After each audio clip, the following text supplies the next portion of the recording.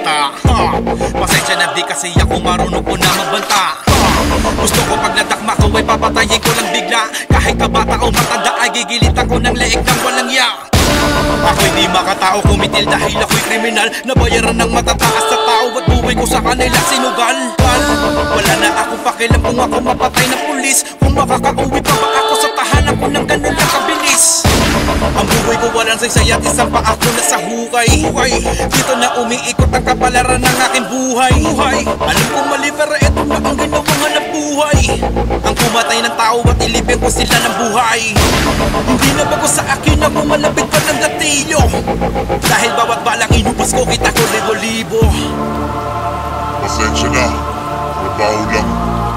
Sumalangit ka na sana. Wala na akong phobia at wala akong takot sa Diyos. Walang takot sa Diyos. Buo ang loob ko na patayin ko ang naghihikaos. Kahit tumawag ka pa na napakarami mo na Diyos. Dahil sa araw na to ay dito ka na din ngayong magtatapos. Huwag na umasa na sa'yo ay meron pa na sumaklolo. Dahil ang buhay mo ay binayaran na ng aking amo. Dahil sabi niya ay meron ka doon sa kanya na atraso. Matagal ka na din pala daw niyang hinahanap gago. Resimpi sa iyong pamilya at sa iyong mga tito. Naniningilan ng kabayaran ng buhay aking amo. Wala na kung gustong idamay, ikaw lang ang aking sentro. Pwede ka na magpahinga, kita kisa lamang sa impyerno. Walang masamang damo sa'kin pag ako tumali ng tao. Dahil yung tapang niyong pinagmalaki sa akin naglaho.